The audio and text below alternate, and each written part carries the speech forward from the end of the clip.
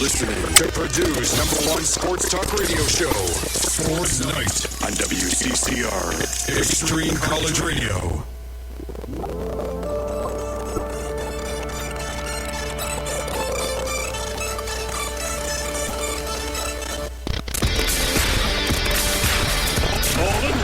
Sweep to the right-hand side, into the 15, breaks to the outside, off the block, goes to the 10 to the 5, and he scoots into the end zone with a touchdown. Waller has it, Pastor Johnson, Hill,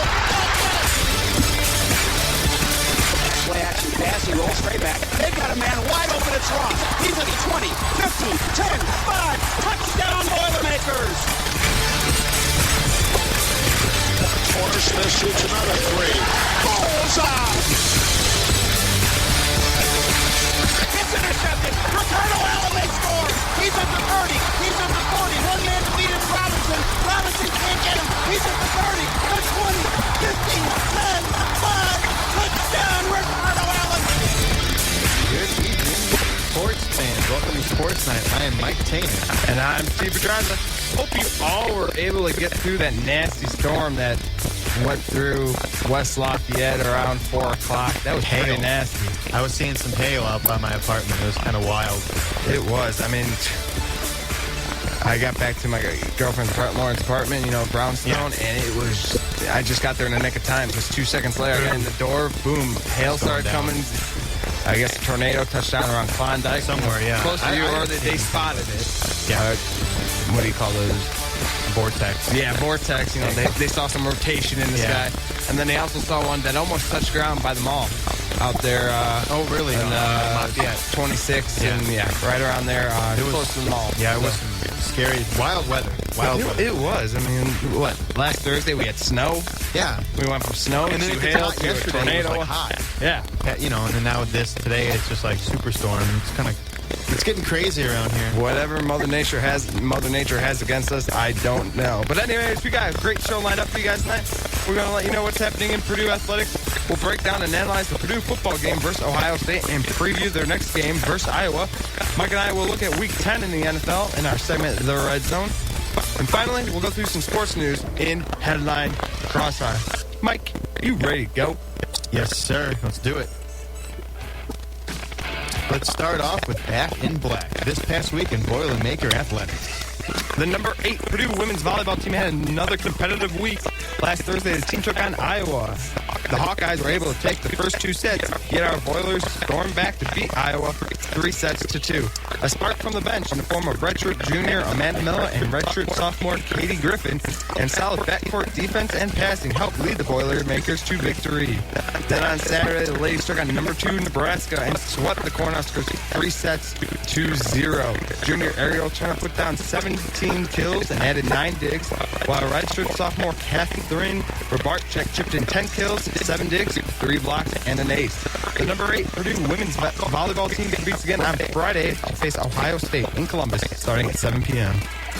The Purdue men and women's cross-country teams wrapped up the weekend in the NCAA Great Lakes Regional in Toledo, Ohio. The men's team was able to finish 10th, while the women's team took 14th. The Purdue men and women's cross-country teams will compete again in the NCAA championships this weekend in Terre Haute, Indiana. The Purdue wrestling team took on number 9 Mizzou Sunday and lost to the Tigers 15-21. The wrestling team will compete again in 2 weeks in the Northeast Duels in Troy, New York. The number 17 Purdue women's basketball team opened their season on Sunday. The Lady Boilers took on IUPUI and defeated the Jaguars 75-45. KK Hauser had 18 points and 6 steals. Brittany Rayburn also contributed 14 points, 5 rebounds. The women's basketball team will compete again this Thursday at Bowling Green, starting at 7 p.m.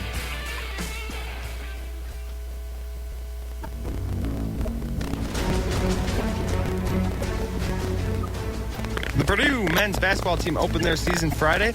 The Boilers took on Northern Illinois and thrashed the Huskies 96-34. Looking at the stat sheet, Purdue shot the ball made baskets 46% of the time from the three-point arch. They made 50% of them.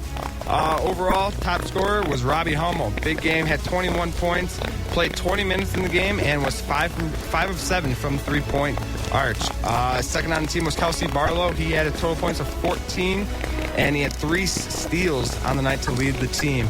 Looking at Northern Illinois stats, Tim Toller, their forward, led the team with 11 points. And the one thing that I noticed from the game in the Northern Illinois stat, 28 turnovers. Mike, talk about the game and what your first impression was to the start of the season for the men's basketball team. As always, it's key to get off to a good start, even when you know you're facing teams that you should be blowing out like this. There were definitely some pros and a few cons in this game.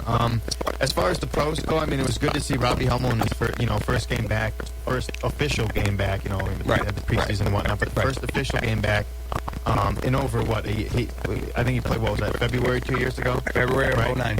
Yeah. It was good to see him go out. He shot 8 for 13 field goals. Had a good shooting percentage, had 21 points. Had an overall good game. I mean, really lackluster on the rebounds for Hummel, but it was good to see him out there playing basketball. I would have liked to seen a little bit more production out of Lewis Jackson. I know he had a few layups blocked, but as a short point guard, that's going to happen. I wanted to see a little bit more out of him because I think that for Purdue to have a really successful year this year, he's going to have to score more points. And he only had 5. Yeah, he only had 5. Assist-wise, I mean, he did have 5 assists. I mean, last year, he's not an assist star. He's not going to get you 10 games. I think he averaged just a little bit under 6. Yeah. So, I mean, he's not going to dish out assists like a Steve Nash or anything. But, like I said, I would have liked to see a little bit more production out of him. It was good to see, Sandy out there hustling like usual. Yeah. The biggest question I think, as far as this season is concerned, is who's going to step up as a big man. Right. Not necessarily to completely replace Jawan Johnson, right, but to kind of come in and play a decent game. Travis Carroll had 5 points, 2 rebounds. Right. Nothing super stellar. Let's see, where are Sandy's stats? He's at 8 points. Yeah. So, I mean, a total of 12 from, the 2 main guys playing. Right. You'd like to see a little bit more production out of him, especially as far as rebounds are concerned. You want to see them dominate that. There were, I think, quite a few, balls bouncing around, not really anyone getting out, at least from what we saw when we were at the game. There wasn't really somebody just manhandling on the boards, and I think that's what we're going to have to see. What do you think? You've been mentioning Sandy Marchuch as we've been trying to figure out what his actual, and we were just from the PA announcer. He calls it Marchuch. Marchuch, so, we're going to go with Marchuch. Yeah. You've been mentioning Sandy, and besides Robbie Hummel, he is probably the second player out there that wants to be out there. I mean, he is giving 130, 150%. Oh, yeah, you can worth tell. of effort. And the one thing we noticed, yes, rebounding, he as playing time increases, you're going to see him, I think, getting more bounds, positioning himself better in the paint, getting those rebounds, jumping over these other big men, the opponent's big men. Also, when we're on offense, the one thing I noticed he's been a little late on is the rotation, coming off, his player when he's supposed to go to another player. He's just a tad bit late, and that's just going to come as time, the more playing time comes and the more games he's just played in. Matt Painter's defense, it's all about defense and, making switches, taking another guy, rotation, taking another man's man when he goes elsewhere to guard someone else. That was the only thing that, that Sandy, I think, needs to work on a little bit more, but like I said, that's going to come as, playing time increases. Yeah. I mean, Travis Carroll saw a bit more playing time last year than Sandy. Right. He barely got in, and usually when Sandy would be playing, it was in, times of the game where it just didn't matter. Usually blowouts or when we were getting wrecked. When Sandy keeps up, like I agree, when Sandy keeps on playing important, crucial minutes, and that'll come. Right. Travis Carroll didn't look terrible. I think right now, who would you like? Who impresses you right now more, Sandy or Carroll? Sandy. Yeah, I agree. I think a pretty good margin. Yeah, I think you could. Sandy must have hit the weight room over the offseason because he just looks a lot he's always been a big stature guy.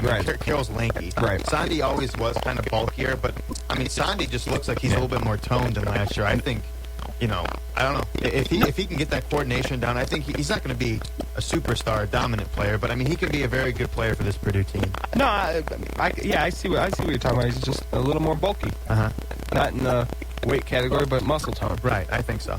Other stats, like I mentioned when I talked about the stats, 28 turnovers. Northern Illinois committed. I don't know if Northern Illinois, in the past how good they've been, but they just look god-awful. Yeah, some of it might have to do with just the pressure of them knowing they're playing an elite team. Right. In Mackey Arena. Yeah, in Mackey Arena. It's just, they just might not have been built to play a team like Purdue, regardless of, the ability level going down, losing Moore and Johnson. This team is still a Big Ten team, still Purdue, still coached by Matt Painter. A solid overall team. I think the one thing this year is that there's going to be a lot more weapons around. Right. And we saw in this game, let's see, we had Anthony Johnson scored 12, Tyrone scored 12, and Kelsey had 14. Right. I think if they can play like this, if you can get, and I'm not going to name specific players that need to average over 10 every game, but if you can get, because I'm going to assume Robbie Hummel scoring in the high teens, low 20s every game. Right. If you can add on 3-4 guys in double digits, this team can compete with anyone. Yeah, I agree. I think the question is, are they going to be able, granted this is Northern. Right. Once they start playing their competitive teams, if they can keep on scoring like this and have a few guys in double digits, I think this team can be fine. Yeah. Well, it was a good win for the Boilermakers to open the season up, open the new, celebrate the new Mackey renovations. I know they did a whole spiel with the 67 men's basketball team. Yeah. Doesn't that place look beautiful? It looks tremendous. Yeah. Couldn't even tell. It just looks. Yeah. I don't know the word to describe it. It just looks amazing. Yeah, it does. All the TV monitors portraying Purdue history. Yeah. There's a lot of history and tradition built around Mackey Arena, inside of Mackey Arena. And if I'm a recruit, I would be impressed. Oh yeah, I love in the area surrounding the Concord, with all those jerseys hanging up. That looked cool. All the pro jerseys, all the past pros. Oh, that looked cool. Yeah, weren't you saying you needed a Brad Miller Bulls jersey? I don't want the Pacers trash. I know Steve's actually very critical about the gold seats. Every time we go to the game, he's got a beef with the new gold seats. I like them, but they're huge. They're huge, and you could fit. If you kept with the black seats, you could have gotten a lot more. Not many people are using those black people seats. People need their iPads. It's true. They come with iPads. Those gold seats. That's right. FYI, if you didn't know that. But the Northern Illinois game is in the books. We're 1-0 on the season, but we got a game tonight. That's right. 7:30 tip-off versus High Point. They're from the Big South Conference. They're 1-0. They beat Bridgewater. Oh boy, that's right. They beat Bridgewater 95-52. The game starts at 7:30, like I said, and we'll give you updates throughout the second half of the show. Mike Beck is sending me updates right now. He's at the game. What's he saying? Apparently, the warm-ups are underway. DJ Bird is not playing tonight. Okay. Not participating in warm-ups, but he is dressed and no boot on. Okay. So I guess he's slowly getting healthier. I don't know. Apparently he was injured. Remember in the game he did come, I think he tweaked his knee or something. Maybe he's just a little sprain or something like that. Yeah, so he's not going to be playing tonight, but I think Mr. Beck is going to be updating us throughout the game. Like I said, 7:30, so we'll keep updating as the game goes on in the second half of the show. So, without further ado, let's move on. They're split around Turbush on second and goal at the 4. They hand it off to Shavers. Shavers coming to the left side. Touchdown, Boilermakers! Hakeem Shavers runs it in from 4 yards. His 6th rushing touchdown of the season, and Purdue has scored on his first 2 possessions today. Ziller from the shotgun, hands the ball off to Bolden. He's at the 5. Touchdown, Boilermakers! Ralph Bolden cut it back inside. Drew Bay's going to attempt to point and give Ohio State the lead. The ball is down. The kick is on the way. It's blocked! The Boilermakers blocked the extra point, and the game stays tied at 20. Unbelievable. Part 2. Miller play action. He's rolling out to his right. They want to throw it back to the near side. That play was covered. Miller under pressure from Beckford. His sack back at the 32. Dwayne Beckford gets him for a loss of 6. Marv waiting for the snap. Marv takes the snap. He's in. Touchdown! Touchdown! Touchdown! The Boilermakers win! The Boilermakers win in overtime! Robert Marv with the touchdown! Purdue football team took on Ohio State Saturday and defeated the Buckeyes 26-23 in overtime. Looking